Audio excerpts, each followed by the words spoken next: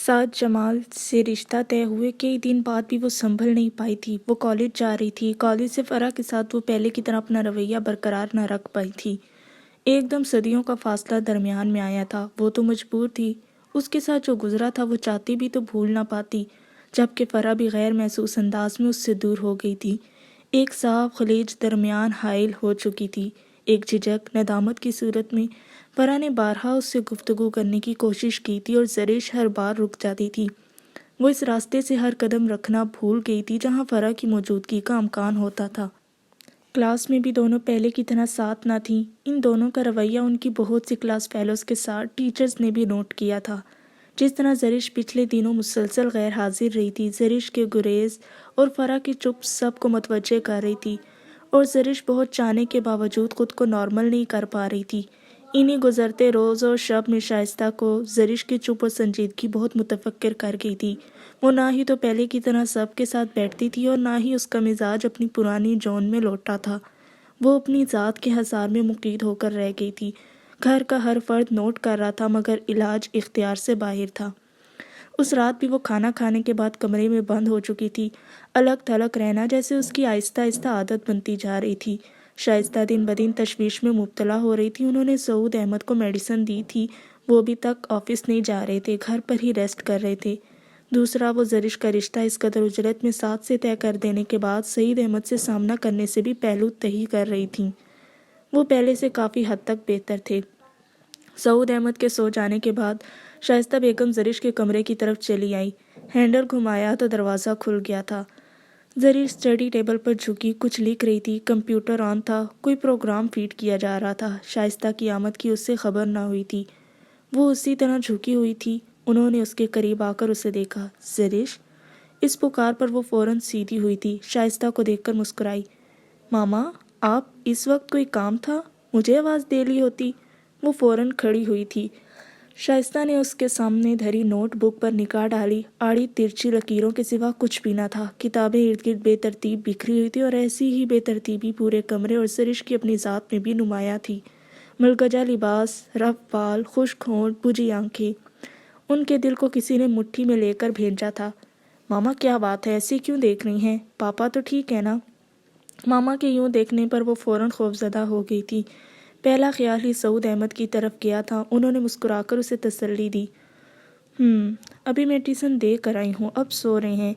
तुम तो हर वक्त कमरे में बंद रहती हो। नींद नहीं आ रही थी, सोचा तुमको ही देख लूँ। तुम्हारे कमरे की लाइट चल रही थी इसलिए। ज़रिश ने सुकून का सांस लिया। पढ़ाई हो रही थी। आप बैठे, मैं बस सब समेटने ही वाली थी। उसने फ़ौरन टेबल पर बिखरी किताबें समेटकर कंप्यूटर ऑफ किया और फिर शाइस्ता के पास बिस्तर पर आ बैठी। शाइस्ता ने देखा वो पहले से ज़्यादा कमज़ोर और खस्ता हाल दिखाई दी। तो क्या ज़रिश इस रिश्ते से खुश नहीं? उनके दिल में पकड़ धक्कड़ शुरू हो चुकी थी। हादिया ने तो सब ठीक है कहा था। ज़रिश ने भी ज़ुबान से कुछ नहीं कहा था। उसकी खामोशी को ही रजामंदी समझकर मुतमईन थी। कमरा बड़ा बिखरा हुआ है, यास्मीन से कहकर सफाई करवाओ। उन्होंने कमरे की तरफ तवज्जो दी। ज़रिश के होंठों पर बड़ी तीखी सी हंसी थी जो अंदर से बिखर जाती। उन्हें शायद बाहर की बेतरतीबी नज़र नहीं आती। जी अच्छा, बस ख्याल ही नहीं रहता। ज़रिश, तुम खुश हो ना? ज़रिश की फीकी हंसी उनके दिल पर नश्तर चबो गई। वो इस्तफहामी अंदाज में मामा को देखने लगी। उन्होंने मोहब्बत से उसका हाथ थाम लिया। आपा ने यूं ही रिश्ते की बात की थी, फिर तो उन्होंने बाकायदा चक्कर लगाने शुरू कर दिए थे। मुझे अंदाज़ा है तुम जिन क्राइसिस से गुजर कर आई हो। अभी इन हालात में ऐसा कोई भी कदम उठाना तुम्हारी तबीयत और मिजाज पर गिरा गुजर सकता था। मगर तुम्हारे पापा और तुम्हारी आपा का ख्याल था कि ताहिरा के घटिया प्रोपेगेंडे का सिर्फ यही हल है। सुमान की तरफ तो इन हालात के बाद अब ख्याल जा ही नहीं सकता था कि इसी में तुम्हारी और सुमान की बका थी। लेकिन सब सिर्फ मफरूज़ों की बिना पर इतना बड़ा रिस्क नहीं लिया जा सकता था। बहुत सोच समझ कर एक कदम उठाया है। मैंने हादिया से कहा था कि तुम्हारी रजामंदी ले ले। उसने तो मुझे कुछ नहीं बताया था, मगर अब तुम्हारी चुप मुझे वहमों वसवसों से दो चार कर रही है। शाइस्ता बेगम सिर्फ परेशान ही हैं, अजहर डिस्टर्ब भी थीं। ज़रिश ने खामोशी से उनके हाथ पर गिरफ्त मजबूत की। आपको मेरी तरफ से किसी किस्म की शिकायत नहीं मिलेगी। आप मेरे वालिदैन हैं। मेरे लिए आपने कुछ बेहतर सोचा है, बस अभी ये सब कुछ नया नया है। ذہن مشکل سے قبول کر رہا ہے، مگر ایسی کوئی بات نہیں، میں آپ کے فیصلے پر ناراض تو نہیں ہوں، بس اپنی حماقتیں یاد آتی ہیں تو مجھے جھنجھوڑ کر رکھ دیتی ہیں۔ اس نے دل کی بات فوراً کہہ دی تھی۔ وہ خود بھی اب اس بوجھ سے آزاد ہونا چاہتی تھی۔ یہ بوجھ مسلسل عذاب بن کر اس کو اندر ہی اندر کاٹ رہا تھا۔ سعد بہت اچھا لڑکا ہے، ہارٹ اسپیشلسٹ۔ اس مقصد کے لیے اس نے اتنی جدوجہد کی ہے، تب جا کر اس اسپیشلسٹ کا ہونے کا وقت آنے کو ہے۔ آپا تو بہت مطمئن اور خوش ہیں۔ پھر بہت محبت سے انہوں نے یہ رشتہ طے کیا ہے۔ آپا کہہ رہی تھی کہ اسے وہاں کچھ آفرز مل رہی ہیں، وہ شاید انٹرسٹڈ بھی ہیں۔ پہلے تو آپا کہہ رہی تھی کہ وہ فوراً پاکستان آئے، وہ خود بھی فوراً آنے والا تھا، مگر اب وہ رک گیا ہے۔ آپا نے آج ہی میرے فون کرنے پر بتایا تھا کہ وہ وہاں کچھ عرصہ رکنا چاہتا ہے۔ یہ اچھی بات ہے، میں بھی یہی چاہتی ہوں کہ وہ رک جائے، تب تک تم بھی اپنی تعلیم جاری رکھ سکو۔ ہاں یہ طے ہے، وہ جب بھی پاکستان آیا آپا لوگ شادی کی جلدی کر دیں گے۔ میرا ارادہ ہے کہ نوشی کے ساتھ تمہیں بھی رخصت کر دوں۔ زرش غیر دلچسپی سے یہ سب سن رہی تھی۔ اب اسے اس موضوع سے کوئی دلچسپی نہ رہی تھی۔ سعد جمال صرف اس کا کزن تھا، طبیعت اور مزاج کا اچھا انسان تھا۔ اپنی تعلیم مصروفیات کی وجہ سے وہ ہمہ وقت مصروف رہتا تھا، کم ہی اسے بے تکلف ہونے کا موقع ملا تھا، جبکہ وہ تو بے تکلفی نہ ہونے کے برابر تھی۔ پھر وہ ہمیشہ بڑے پن کا مظاہرہ کرتا تھا۔ وہ تو فرح بھی اس سے خاصا خائف رہتی تھی۔ کبھی مہم گمان میں بھی نہ تھا کہ اس سے ایسا کوئی رشتہ بھی بن سکتا ہے۔ ماما ایک بات پوچھوں؟ اس دن آپ مجھے تائی کے متعلق کچھ بتا رہی تھیں۔ میرا مطلب ہے ان کے ماضی کے متعلق، لیکن پھپھو لوگوں کی آمد کی وجہ سے بات ادھوری رہ گئی۔ تائی امی کی آپ اور پاپا سے نفرت کیا اسی وجہ سے ہے؟ اگر وہ اسی طرح انوالو ہو بھی گئی تھیں تو پھر انہوں نے تایابو سے شادی کیسے کر لی؟ جھجکتے ہوئے اس نے پوچھا تھا۔ شائستہ نے ایک گہری سانس خارج کرتے ہوئے بیڈ کے کراؤن سے ٹیک لگا لی۔ کاش یہ بات صرف طاہرہ کی انوالومنٹ تک رہتی تو ٹھیک تھا، مگر بات بہت آگے تک گئی تھی۔ طاہرہ کی نفرت کی وجہ صرف میری ذات ہی نہیں اور بھی کچھ ہے۔ پھر کیا ہوا تھا؟ زرش کے اندر پھر سے تجسس ابھر آیا۔ پتہ نہیں کیسرا کی برین واشنگ تھی یا پھر طاہرہ کے اندر ہمیشہ سے ہی کوئی کمزور پہلو چھپا ہوا تھا جو ذرا سی پھونک مارنے پر فوراً شعلہ بن گیا تھا۔ طاہرہ اس کے بعد ہر اس واقعے پر تمہارے پاپا کی راہوں میں آنے لگی تھی۔ جب بھی ملاقات کا موقع ملتا تھا تمہارے پاپا نے ان دنوں بھائی صاحب کے ساتھ مل کر کاروبار میں ابھی ہاتھ بٹانا ہی شروع کیا تھا۔ وہ کبھی اس شہر گئے ہوتے تو کبھی اس شہر۔ جن دنوں بھائی صاحب کا رشتہ میرے لیے آیا تھا وہ ملک سے باہر تھے۔ چند ماہ بعد پاکستان آئے، رشتے پر انکار کی خبر ملی تو پریشان ہو گئی، اور اس کے بعد وہ اکثر ہمارے ہی گھر کے چکر لگانے لگے۔ ویسے ہی طاہرہ ہمہ وقت ان کے سامنے ہی رہتی۔ وہ جو بڑے شوق سے ملنے آتے تھے چڑ کر چلے جاتے۔ وہ مجھ سے بدظن رہنے لگے کہ میں جان بوجھ کر طاہرہ کو درمیان میں لا رہی ہوں، اور میں حیرت سے دیکھتی رہ جاتی۔ مجھے ان دنوں کچھ سمجھ نہیں آتا تھا کہ کیا کروں، کیسے اس آنے والے طوفان کو روکوں، مگر میں نے طاہرہ کو باتوں ہی باتوں میں سمجھانا چاہا تو وہ میرے خلاف ہو گئی۔ اس کے نزدیک سعود احمد اس میں دلچسپی لے رہے ہیں اور یہ بات مجھے ہضم نہیں ہو رہی تھی، اور میں اس کے حسن و خوبصورتی سے خائف ہوں، اسی لیے دونوں کے درمیان آ رہی ہوں۔ میرا جی چاہتا ہے کہ میں طاہرہ کو ان خوش فہمیوں پر کہہ کے لگاؤں، مگر میں پتھر کی بنی سب کچھ دیکھ رہی تھی، اور پھر میں نے تھک ہار کر سب کچھ حالات کے دھارے پر چھوڑ دیا۔ انہی دنوں ہم دونوں کا سیمسٹر ختم ہو رہا تھا، پیپرز دے رہی تھیں، جب تمہارے پاپا نے ایک دن مجھے سختی سے کہہ دیا کہ میں طاہرہ کی خوش فہمیاں بلکہ غلط فہمیاں دور کر دوں، ورنہ وہ اس سے خود بری طرح پیش آئیں گے۔ چونکہ یہ ہمارے خاندان کی بات تھی، میں نے تھک ہار کر نفیسہ آپا کو سب بتا دیا۔ انہوں نے مجھے تسلی دی، اور پھر جب طاہرہ کی غلط فہمیاں حد سے بڑھنے لگی تو انہوں نے خالہ اماں کو درمیان میں لائے بغیر اماں ابا تک میرے رشتے کی بات کر دی۔ سعید بھائی صاحب کے انکار کے بعد ابا جی میرے لیے باہر رشتے دیکھ رہے تھے، اب اس رشتے پر الجھ گئے تھے۔ نفیسہ آپا اس موقع پر بھی بڑی معاون ثابت ہوئی۔ انہوں نے ابا جی کو منا کر ہی دم لیا، اور اس طرح بزرگوں میں رشتہ طے ہو گیا۔ طاہرہ کو پتہ چلا تو اس نے مجھے بہت برا بھلا کہا، مجھے غاصب، دوسروں کے حق پر ڈاکہ ڈالنے والی قرار دیا، اور کیسر آپا اس کی غلط فہمیوں کو دور کرنے کے بجائے بڑھاتی ہی چلی گئیں۔ ایگزام دے کر فارغ ہوئی تو خالہ جی سعید بھائی کا رشتہ طاہرہ کے لیے لینے چلی آئیں۔ میرا جی چاہتا کہ میں ایک دفعہ بھائی صاحب کو کیسرا کی اصلیت بتا کر طاہرہ سے متعلق ان کو آگاہ کر دوں۔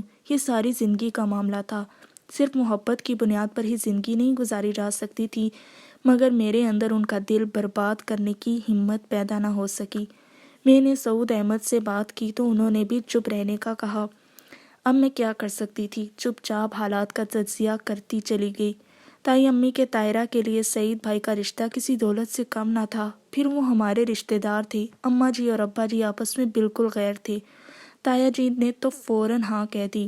انہی دنوں قمر النساء اور منصور بھائی کا بھی رشتہ طے ہو چکا تھا۔ طاہرہ نے لاکھ انکار کیا، بھوک ہڑتال، ضد، ہر حربہ استعمال کر ڈالا، مگر تایا جان اس کے انکار کو اہمیت دینے والے ہی نہ تھے، اور پھر انہی دنوں شادی بھی طے ہو گئی۔ سعید بھائی اور سعود احمد کی بارات ایک دن آئی تھی۔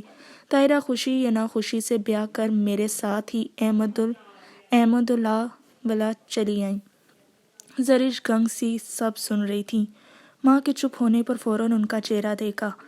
بھائی صاحب اور طاہرہ کی اندرونی چپکلش ان دنوں تک ہی محدود رہی۔ طاہرہ ماں باپ کے مجبور کرنے پر اس گھر میں آ تو گئی تھی، مگر اس نے گھر کو اپنا گھر کبھی نہ سمجھا۔ سعید بھائی خاصی پریکٹیکل سوچ رکھنے والے انسان تھے۔ وہ الجھ کر رہ گئے، مگر وہ کسی سے کچھ بھی کہہ نہ سکتے تھے کہ طاہرہ صرف ان کی ذاتی خواہش پر اس گھر میں آئی تھی۔ خالہ جی کو کبھی بھی تایا جی کی بیٹیوں کے طور پر طریقے پسند نہ آئے، اور جب انہوں نے اماں جی سے رشتہ مانگنے کو کہا تو نفیسہ آپا نے بھی سمجھانا چاہا تھا۔ تب تک وہ ٹال گئے تھے، مگر اب چپ تھے۔ شاید انہیں اب افسوس بھی ہو رہا تھا۔ طاہرہ زندگی کے ہر معاملے میں میری برابری کرتی تھی۔ مجھ سے اور سعود احمد سے اس نے خدا واسطے کا بیر باندھ لیا تھا۔ ہاں، اگر وہ اس گھر میں صرف کسی سے ڈرتی تھی تو وہ دو انسان تھے، سعید بھائی اور خالو جان۔ ان کے علاوہ وہ ہر کسی کو جوتے کی نوک پر رکھتی تھی۔ پھر کیسرا آپا کی ہدایتیں، نصیحتیں اس کے شامل حال تھیں۔ وہ آنکھیں بند کیے ان پر عمل پیرا رہیں۔ شادی کے سال بعد ہی ان کے ہاں عثمان پیدا ہو گیا تو طاہرہ کی زندگی میں کچھ ٹھہراؤ سا آنے لگا۔ آہستہ آہستہ بھائی صاحب بھی مطمئن ہونے لگے تھے، لیکن یہ ٹھہراؤ بہت کم عرصے پر محیط تھا۔ اس ٹھہراؤ کی مدت صرف 2 سال رہی، اور 2 سال بعد پھر وہی طاہرہ بن گئی جس نے سب کو جوتے کی نوک پر رکھا ہوا تھا۔ عثمان کے 2 سال بعد سمان پیدا ہوا تھا۔ اولاد کے معاملے میں طاہرہ بہت لکی تھی۔ عثمان کے بعد سمان احمد، وہ تو جیسے ساری دنیا ہی بھول گئی تھی، اور احمد منزل میں نئی چہکاروں کی وجہ تھی۔ اس کے اندر اس بات کا زم ابھرنے لگا تو وہ اٹھتے بیٹھتے مجھے بانجھ کے طعنے دینے لگی۔ ماما، شائستہ کی آواز رون گئی تو زرش نے بہت شدت سے انہیں ساتھ لگا لیا۔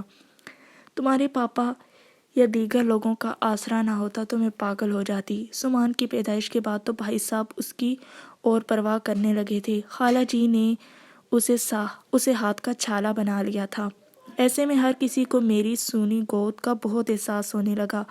یہ انہی دنوں کی بات تھی۔ مردوں میں سے کوئی بھی گھر پر نہ تھا۔ شام کا وقت تھا۔ نفیسہ آپا آئی ہوئی تھیں۔ انہوں نے مجھے کسی ڈاکٹر کے پاس اپنے ساتھ چلنے کو کہا تھا، اور اس دن میں ڈاکٹر سے چیک اپ کروا کر لوٹی تھی۔ ڈاکٹر نے بڑی امید دلائی تھی۔ نفیسہ آپا مجھے چھوڑ کر چلی گئی تو خالہ جی مجھ سے تفصیل پوچھنے لگی۔ تبھی کیسرا نے بڑے طنزیہ اور تمسخرانہ انداز میں کہا، جو دوسروں کے حق پہ ڈاکہ ڈالتے ہیں، اللہ ان کو ایسے ہی محروم رکھتا ہے۔ کھیتی میں کچھ ہو تو فصل اگتی ہے۔ بانجھ بھی کبھی ماں بنی ہے؟ میں نے ہر بار طاہرہ کا طنز برداشت کر جاتی، مگر ان لمحوں میں نہ جانے مجھے کیا ہوا تھا۔ میں آج بھی وہ لمحے یاد کرتی ہوں تو افسوس ہوتا ہے کہ کاش میں ان لمحوں میں اپنے غصے پر قابو پا لیتی، لیکن سچ ہے، غصہ عقل کو کھا جاتا ہے۔ اور طاہرہ نے مجھے جو طعنہ دیا تھا وہ شاید کوئی عورت اگر میری جگہ ہوتی تو کبھی برداشت نہ کرتی۔ طاہرہ، زبان سنبھال کر بات کرو۔ میرا غصے سے برا حال تھا، اور پھر بات بہت بڑھتی چلی گئی۔ نہ میں چپ ہو رہی تھی اور نہ ہی طاہرہ۔ خالہ جی حیران و پریشان دیکھتی رہ گئیں، اور تبھی انہی لمحوں میں غصے سے وہ سب کہہ گئی جو مجھے کبھی نہیں کہنا چاہیے تھا۔ میں نے خالہ امی کے سامنے طاہرہ کے سعود احمد سے متعلق کارنامے بیان کیے۔ خالہ تو دل تھام کر بیٹھ گئیں، اور طاہرہ اپنی پول کھولنے پر مجھ پر چڑھ دوڑی۔ وہ ایک دم انکاری ہو گئی، مجھے برا بھلا کہنے لگی۔ اسی دوران پہلے خالو جان گھر آئے اور پھر بھائی صاحب۔ سعود احمد ان دنوں بزنس ٹرپ پر تھے۔ دونوں نے اپنے کانوں سے سب کچھ سنا، اور پھر قیامت ہی تو آ گئی۔ زرش کا ذہن سائیں سائیں کر رہا تھا۔ بھائی صاحب کے لیے طاہرہ کی یہ بے وفائی تھی۔ مرد ہر چیز برداشت کر سکتا ہے، مگر عورت کی بے وفائی نہیں، اور عورت بھی وہ جس سے اس نے ٹوٹ کر چاہا۔ بھائی صاحب کے اندر جیسے ہر جذبہ مر گیا تھا۔ انہوں نے طاہرہ کو رکھنے سے انکار کر دیا۔ خالہ جی اور خالو جی سمجھاتے رہ گئے۔ انہوں نے مجھے بلا کر سب سچ سچ بتانے کو کہا۔ بات منہ سے نکل چکی تھی، اب انکار کرتی تو نظروں سے گرتی۔ جو مجھے علم تھا سب کہہ دیا۔ اور بھائی صاحب، انہوں نے تو گویا لب سی لیے، صرف ایک بات کہی، اماں جی طاہرہ سے کہیے یہ چلی جائے۔ میں نے ایک ایماندار عورت کے دھوکے میں جذبات کی ماری عورت کو لانے کی غلطی کی ہے اور مجھے اس کی سزا ملنی چاہیے کہ سب کے جذبات کی پرواہ کیے بغیر میں نے اپنی ضد پوری کی تھی۔ میں تو سمجھا تھا کہ شاید میں ہی اس کی تو توقعات پر پورا نہیں اترا، مگر علم نہ تھا یہ عورت میرے ہی گھر میں رہتے ہوئے میرے ہی بھائی کے متعلق جذبات آلود کرتی رہی ہے۔ میں اپنی اولاد کو ایسی ماں نہیں دوں گا جو جذبات کی ماری ہو۔ یہ میرے بچے ہیں اور میرے ہی پاس رہیں گے، اس سے کہیں یہ چلی جائے۔ انہوں نے گویا فیصلہ سنا دیا تھا اور ان کا فیصلہ پتھر پر گویا لکیر تھا۔ طاہرہ مجھے کوسنے دیتی رہی، بددعائیں، تانے، تشنے۔ میں تو ڈر گئی۔ اللہ کرے شائستہ تم بانجھ بنی رہو، جس طرح تم نے میرا گودا جازا ہے تمہاری بھی گود اسی طرح اجڑی رہے۔ ایک ماں کی آہ لے رہی ہو، تم نے مجھے برباد کر دیا، خوش تم بھی نہیں رہوگی۔ معاملہ حد سے بڑا تو طاہرہ نے کیسرا کو بلوا لیا۔ سعید بھائی کے دو ٹوک فیصلے پر وہ بددعائیں کوسنے دیتی رخصت ہوئی تھی۔ وہ رو رہی تھی۔ زرش کو شائستہ کے آنسوں سے بڑی تکلیف ہو رہی تھی۔ تمہارے پاپا آ گئے، انہوں نے بھی سارے معاملے کا علم ہوا تو برہم ہوئے، پھر مجھے حوصلہ دیتے رہے کہ کچھ نہیں ہوتا، سب ٹھیک ہو جائے گا۔ اماں جی، ابا جی، تایا جان، تائی امی، معراج بھائی، سب نے بارہا کوشش کی کہ بھائی کی ضد ٹوٹ جائے، مگر ان کی نہ ہاں میں نہ بدلی اور طاہرہ ماں باپ کے ہاں جانے کے بجائے کیسرا کے ساتھ گئی تھی۔ بھائی صاحب کے عتاب کی یہ ایک اور وجہ ٹھہری تھی۔ ان دنوں عثمان اور سمان کو میں نے حقیقی ماں کی طرح سنبھالنے کی کوشش کی تھی۔ بھائی صاحب دونوں بچوں سے بڑا پیار کرتے تھے، انہوں نے کبھی مجھ سے شکوہ نہ کیا، مگر میں خود ہی ندامت سے دوچار رہتی۔ 2 ماہ بعد کی بات ہے، ڈاکٹر نے مجھے خوشخبری سنائی تو میں حیران رہ گئی۔ دراصل میں طاہرہ کی بددعاؤں سے ڈر گئی تھی۔ مجھے اللہ سے خوف آنے لگا تھا کہ کہیں مجھے محروم ہی نہ رکھے، مگر اس کی مہربانی تھی۔ وقت گزرنے لگا تھا۔ سمان 1 سال کا تھا جب میرے ہاں ہادیہ کی پیدائش ہوئی تھی۔ بھائی صاحب نے ہادیہ کو اٹھا کر ایک بات کہی تو میں چپ رہ گئی، اور پھر یہ بات اماں جی، ابا جی اور سعود تک پہنچی تو انہوں نے وقت پر ٹال دیا۔ انہوں نے کیا کہا تھا؟ زرش پوچھے بغیر نہ رہی تھی۔ انہوں نے عثمان یا سمان دونوں میں سے کسی ایک بیٹے کے لیے ہادیہ کو مانگا تھا۔ پھر؟ زرش کو حیرت ہوئی، اس کے علم میں یہ بات نہ تھی۔ پھر تمہارے پاپا نہ مانے، ان کے نزدیک یہ قبل از وقت بات تھی۔ میری مصروفیات بڑھ گئی تھیں۔ عثمان، سمان، احمد کی ذمہ داری کے ساتھ ساتھ ہادیہ کو بھی سنبھالنا۔ وقت گزرنے لگا تھا۔ اس دوران خالو جی نے کئی بار بھائی صاحب پر دباؤ ڈالا کہ وہ طاہرہ کو لے آئیں، مگر ان کی ایک ہی ضد تھی کہ وہ فیصلہ تو بھجوا سکتے ہیں، مگر اس دھوکے باز عورت کو آپ کبھی اپنے گھر میں نہیں بسائیں گے۔ بھائی صاحب کی زندگی کی بربادی مجھے اپنا قصور لگنے لگا تھا۔ میں ان سے نادم رہنے لگی۔ بارہا انہیں سمجھایا مگر وہ مانے ہی نہیں۔ خاندان بھر میں چہ گوئیاں ہونے لگیں۔ بہت سی باتیں سننے کو ملی، جتنی منہ اتنی باتیں۔ تایا جی بیٹی کا غم لیے قبر میں جا اترے تو تائی امی بے حیثیت ہو کر رہ گئیں۔ طاہرہ کیسرا کے پاس تھی اور کیسرا اس کی خیرخواہ کبھی نہ رہی تھی۔ اس نے بھی طاہرہ کو پکا کر دیا کہ سعید احمد معافی مانگ کر لے جائے تو جانا، ورنہ نہیں۔ خالہ جی، خالو جی بارہا گئے مگر طاہرہ نہ مانی، اور پھر انہی دنوں بھائی صاحب نے دوسری شادی کی بات کی۔ خالو جی کو بڑا غصہ آیا۔ ان کے خاندان میں نہ ایسے پہلے کبھی ہوا تھا اور نہ ہی ہونا تھا۔ انہوں نے خالہ جی کو ساتھ دیا اور کیسرا کے گھر چلے گئے، بھائی معراج، ابا جی، اماں جی، منصور، صابر، سبھی کو لے کر۔ ایسے میں کیسرا کی کوئی چال ناکامیاب ہو سکی اور طاہرہ کو اتنے لوگوں کی بات ماننا پڑی، اور پھر وہ خالہ جی اور خالو جی کے ساتھ آ گئی۔ اور تایا جی، ان کا کیا رد عمل تھا؟ وہ کئی ماہ تک خفا رہے۔ طاہرہ ان سے برگشتہ اور ان کے وجود سے ہی نالاں۔ خالہ اماں اور خالو جی نے لاکھ سمجھایا بجھایا مگر ان کی ایک ہی ضد تھی۔ آپ اس عورت کو اپنی مرضی سے لے کر آئے ہیں، یہ آپ کی بہو ہے، مجھ سے کسی بھلائی کی امید نہ رکھیں۔ ہادیہ کے پورے 2 سال بعد اللہ نے مجھے پھر بیٹی دی۔ نوشی کی آمد پر بھی طاہرہ نے جو نشتر چلائے مجھے آج بھی دکھ دیتے ہیں۔ تم لاکھ چالیں چل لو مگر منہ کے بل ہی گرو گی۔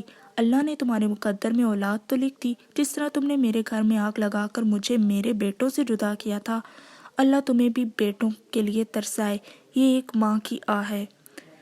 وہ اب رو رہی تھیں۔ انہیں بیٹے کی کتنی خواہش تھی، کیا وہ نہیں جانتی تھیں؟ عثمان، سمان کی موجودگی کے باوجود ان تینوں نے حقیقی بھائی کی کمی تو ہر موڑ پر محسوس کی تھی۔ بھائی صاحب اور طاہرہ کے درمیان کی خلیج ایسی تھی کہ ختم ہونے میں ہی نہیں آ رہی تھی، اور پھر ایسے تانے تو وہ اکثر و بیشتر دینے لگی، اٹھتے بیٹھتے میں اب بہت تحمل سے برداشت کر لیتی تھی کہ میری کم عقلی نے بھائی صاحب کی زندگی میں پہلے ہی بہت بڑا خسارہ ڈالا تھا۔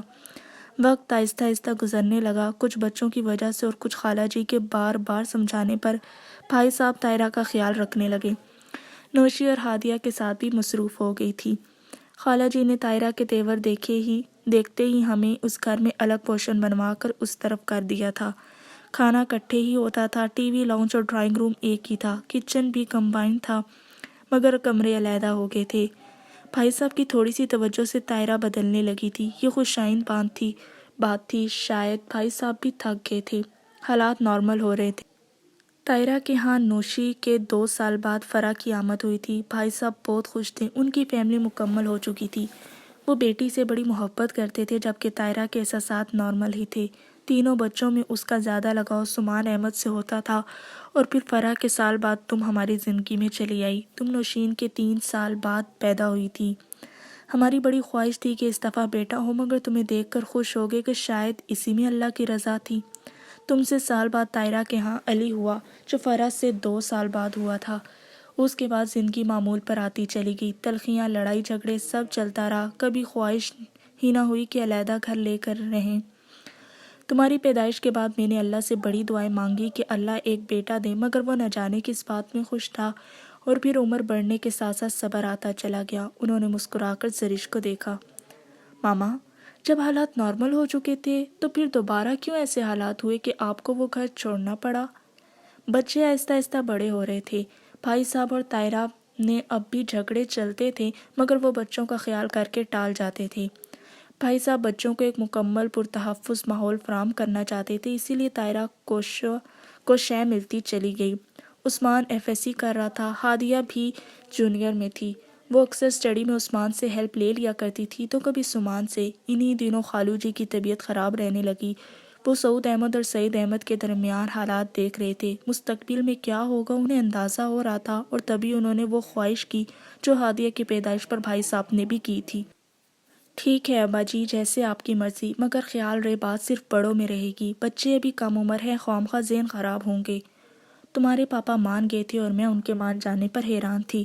طاہرہ تک بات پہنچی تو انہوں نے زمین آسمان ایک کر دیا۔ یہ ہو ہی نہیں سکتا، میں دشمن کی بیٹی کو بہو بناؤں؟ وہ انکاری تھیں اور بھائی صاحب نے غصے سے انہیں چپ کرا دیا تھا۔ یہ اعتراض اگر ابا جی تک پہنچا بھی تو انہوں نے نظر انداز کر دیا کہ زبردستی لازم ہو گئی تھی۔ ان کی زندگی ہی اتنی لکھی تھی کہ چند دن بعد ہی ان کا انتقال ہو گیا۔ بزنس تو پہلے ہی اکٹھا تھا، گھر بھی ایک ہی تھا، اس کے علاوہ جائیداد کے بٹوارے کا تذکرہ کرنے لگی اور اماں جی خاموشی سے ٹال جاتی۔ ابا جی کے گزرنے کے 5-6 ماہ بعد ہی طاہرہ اپنی اصلیت پر اتر آئی تھی۔ اس نے وہ گھاؤ لگایا کہ آج تک خون رستا ہے۔ وہ چپ ہوئی تو زرش چپ چاپ دیکھے گئی۔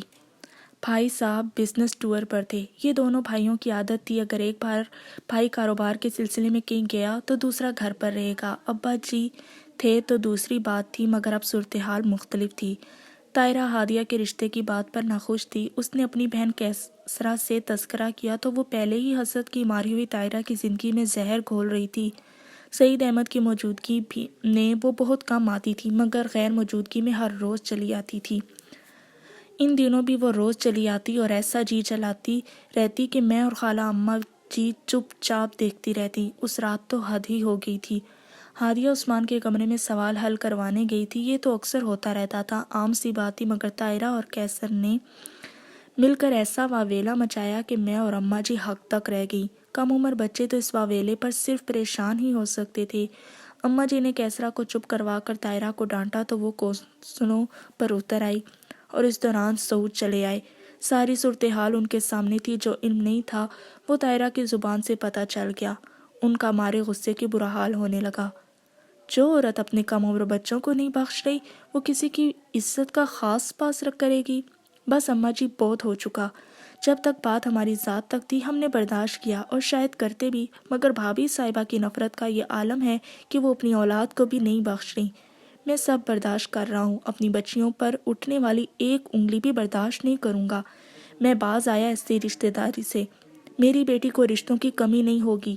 بس یہ گھر چھوڑ رہا ہوں یا پھر آپ کچھ سوچ لیں۔ دوسری طرف طاہرہ نے ضد باندھ لی کہ یا تو وہ اس گھر میں رہے گی یا ہم لوگ۔ اس دوران بھائی صاحب بھی چلے آئے۔ صورتحال کو اس قدر بگڑتے دیکھ کر وہ بھی ششدر رہ گئے۔ انہوں نے سعود احمد کو بھی سمجھایا مگر ان کی ایک ہی ضد تھی، اب ہم اس گھر میں نہیں رہیں گے۔ اور پھر ہم نے وہ گھر چھوڑ دیا اور اس کے بعد اماں جی چند سال ہی جی پائیں کہ اولاد کی زندگی کی ناسودگیوں نے انہیں جیتے جی مار ڈالا تھا۔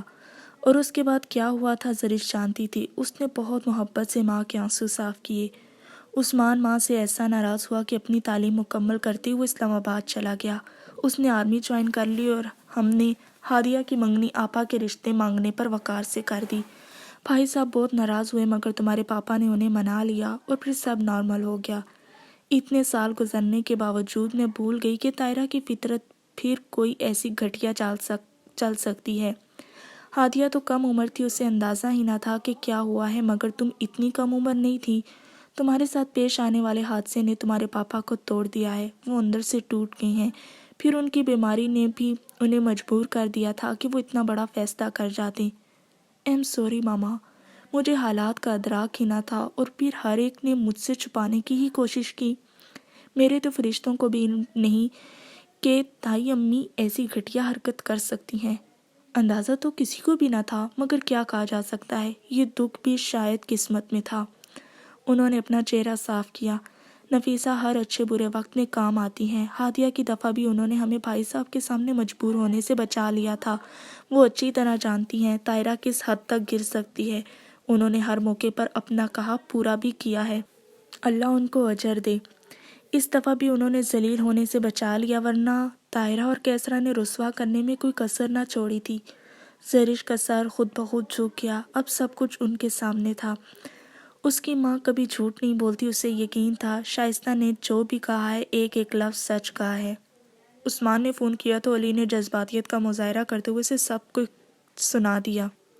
طاہرہ بیگم کی حرکت اور زرش کی منگنی سمیت سب۔ عثمان کتنی دیر تک گمسم رہے۔ اندرونی طور پر وہ شکست اور ریخت سے دوچار ہو گئے۔ اگلے ہی دن انہوں نے سیدھے کراچی کی پرواز پکڑی تھی۔ شام کا وقت تھا، سعید صاحب اور سمان ابھی گھر لوٹے ہی تھے، اپنے اپنے کمروں میں تھے۔ طاہرہ کچن میں اور علی ٹی وی لاؤنج کے سامنے بیٹھا ہوا تھا، جبکہ فرح کمرے میں تھی۔ واچ مین نے گیٹ کھولا تھا۔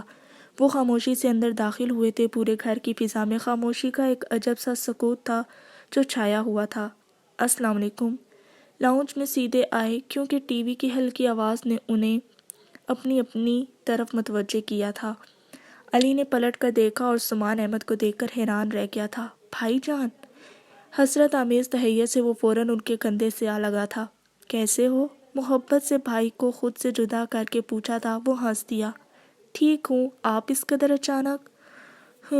تمہیں ملنے چلا آیا۔ باقی سب کدھر ہیں؟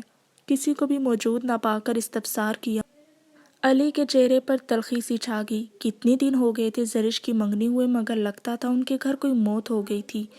ہر کوئی اپنے گنبد میں محصور ہو کر رہ گیا تھا۔ عجیب ماتمی سا ماحول ہو چکا تھا اس گھر کا۔ ایسے میں علی کا جی چاہتا تھا کہ چیخ چیخ کر اندر کا غبار نکالے یا پھر اس ماتمی ماحول سے کہیں فرار حاصل کر لے، بھاگ جائے کہ اس گھر کے مکینوں کو اپنے رویوں کا احساس ہو۔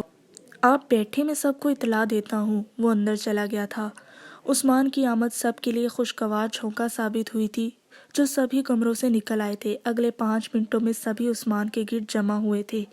سعید احمد بیٹے کو سامنے دیکھ کر خوش ہوئے تھے۔ سمان بھی کتنے دنوں کی قید سے نکلا تھا۔ فرح بھی چند دنوں سے صرف کمرے کی ہو کر رہ گئی تھی، وہ بھی بھائی سے جڑی بیٹھی تھی۔ اور طاہرہ بیگم جو خوش تھی مگر ایک ندامت لیے انہیں زیادہ دیر تک عثمان کے سامنے ٹھہرنے نہیں دیا تھا۔ سلام دعا کے بعد عثمان دیگر لوگوں میں مصروف ہو گیا تھا۔ انہیں یوں ہی لگا کہ عثمان نے جیسے نظر انداز کیا ہو۔ نظر انداز تو وہ ان کو بہت پہلے سے کرتا آ رہا تھا، مگر شادی کے بعد وہ ان سے کچھ حد تک بے تکلف ہوا تھا، لیکن اس کی یہ سرد موری انہیں بڑی شدت سے محسوس ہوئی۔ وہ خاموشی سے واپس کچن میں چلی گئی تھیں۔ عثمان کے لیے کھانے پر خصوصی اہتمام بھی کروانا تھا۔ انہوں نے ماجدہ کو خصوصی ہدایات دیں اور اپنی توجہ رات کے مینو پر لگا لی۔ گھر کا کوئی بھی فرد ان سے کلام نہیں کرتا تھا۔ سعید احمد، سمان، علی اور فرح چاروں ہی ان کو نظر انداز کر رہے تھے، مگر اب عثمان کا رویہ ان کے دل پر تازیانے کی مانند لگا۔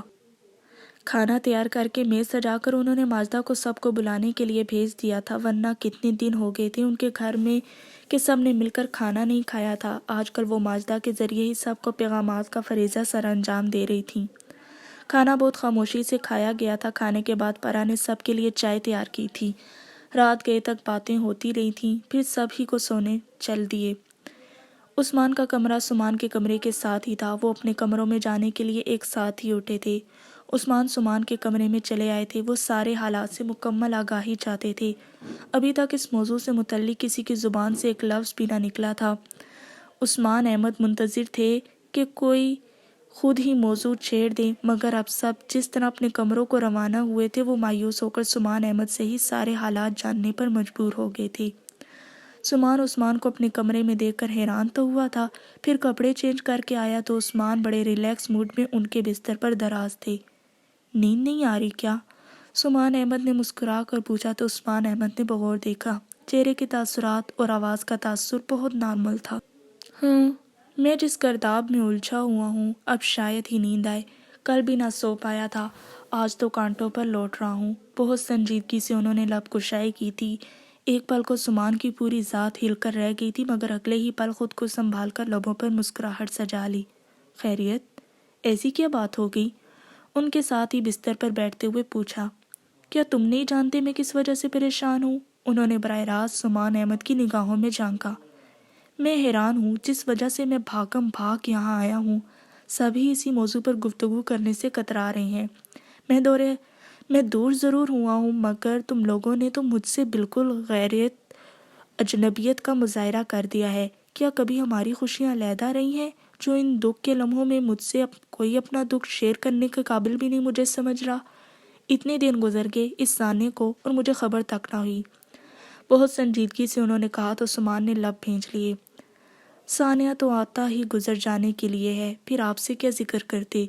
ٹوٹی پھوٹی عمارتوں کی زیارت کے سوا اب یہاں بچا ہی کیا ہے؟ بہت دکھ سے عثمان احمد نے چھوٹے بھائی کو دیکھا۔ مجھے ساری تفصیل بتاؤ، میں امی ابو اور چچا جان سب سے بات کروں گا۔ اس طرح زندگیوں سے کھیلنا کہاں کی عقل مندی ہے؟ امی نے بہت کچھ کر لیا، اب ان کا اختیار ختم ہونا چاہیے۔ ایک ہی ڈرامہ نئے اندازوں نئے طریقے سے ہر بار دہرایا جائے کیوں؟ کندھے پر ہاتھ رکھ کر عثمان نے تسلی دیتے ہوئے کہا تو سمان کو اپنے اعصاب، اپنا حوصلہ تنگ پڑتا محسوس ہوا۔ سمان احمد برداشت کرتے کرتے تھکنے لگا تھا۔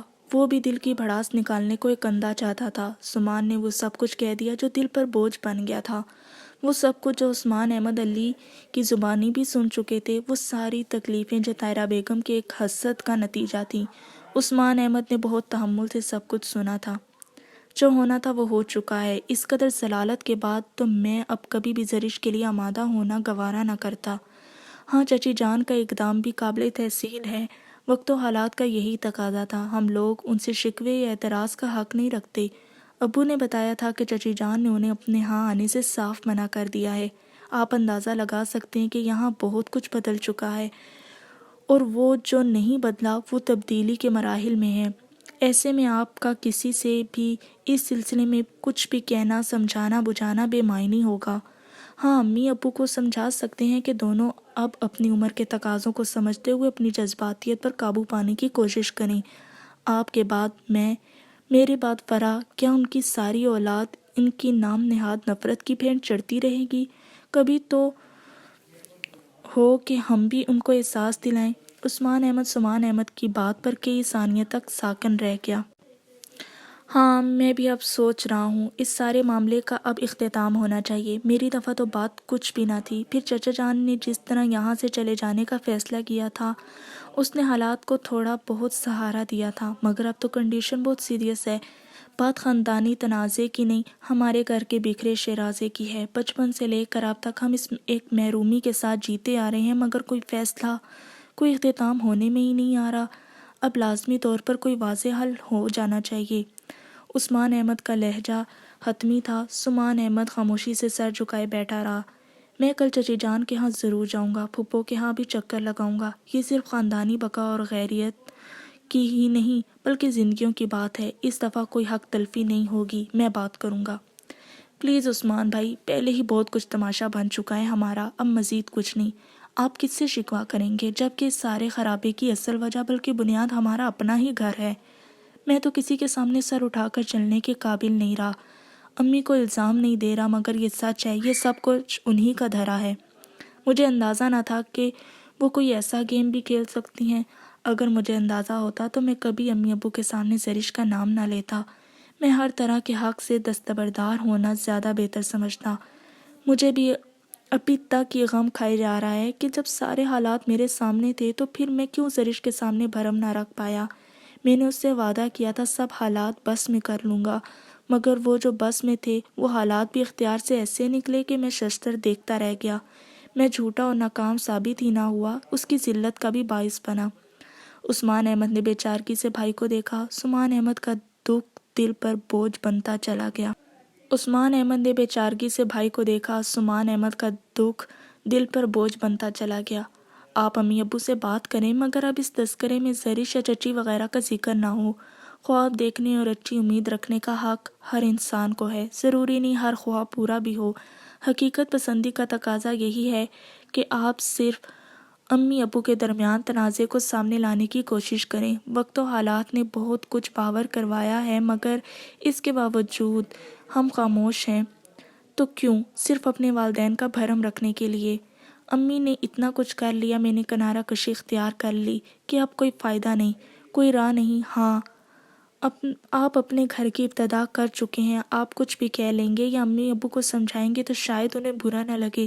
ہم میں سے کوئی بھی ان سے جو بھی بات چھیڑے گا، امی اپنی توہین سمجھیں گی اور بجائے اصل صورتحال سمجھنے کے چچی لوگوں کا قصور قرار دیں گی۔ ہاں، میں بھی اب یہی سوچ رہا ہوں۔ امی ابو نے کچھ نہ بتایا تو پھر مجھے کسی اور سے اصل حقائق کی نشاندہی کروانا پڑے گی، پرسوچ انداز میں عثمان احمد نے سر ہلایا تھا۔ اس حادثے کے بعد تمہاری زرش سے ملاقات ہوئی؟ اس کا تمہارے لیے کیا رد عمل ہے؟ امی کا لگایا الزام تمہاری ذات کے متعلق اس کی نگاہوں میں کوئی نہ کوئی احساس تو بیدار کر گیا ہوگا۔ عثمان احمد تلخی سے ہنس دیا۔ نہیں، میرا اس دن کے بعد اس سے سامنا نہیں ہوا۔ میرا تو یہ سوچ کر ہی دماغ پھٹنے لگتا ہے، اگر اس سے کبھی سامنا ہو گیا اور اس نے اپنے ساتھ کی جانے والی زیادتی کا حساب مانگ لیا تو میں کیا کروں گا؟ یقین مانیں عثمان بھائی، میں سوچ سوچ کر ہارا ہوں۔ میری اذیت کا کوئی عالم نہیں۔ بڑی راتیں ہو گئی ہیں مجھے نیند لیے ہوئے، آنکھ بند کرتا ہوں تو وہ سارا گھٹیا ڈرامہ نگاہوں میں آ کر سارا سکون اطمینان درہم برہم کر جاتا ہے۔ میں سوچ بھی نہیں سکتا تھا کہ کبھی میں امی یا کیسرا خالہ کی کسی ایک ایسی سازش کا شکار بھی ہو جاؤں گا۔ خود سے بڑھ کر اپنے جذبوں پر اعتماد تھا، مگر اب کیا ہوا؟ ہر رات کانٹوں پر گھسیٹ آئی ہے، کسی پل قرار نہیں۔ شدت اضطراب کے اس مظاہرے نے عثمان احمد کو سختی سے لب دانتوں تلے دبا رہنے پر مجبور کر دیا۔ ایک پل کو جی چاہتا ہے کہ بس حد سے گزر جاؤں، امی سے حساب مانگ لوں یا پھر ہمیشہ کے لیے خود کو ان کی نگاہوں سے دور کر لوں۔ جذباتیت کی انتہا تھی۔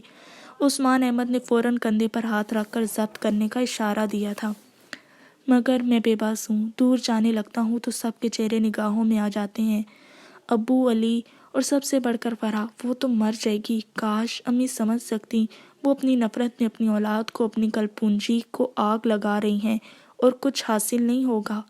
دل کی بھڑاس نکالتے عثمان احمد کی آنکھوں میں پردہ سا حائل ہو گیا تھا۔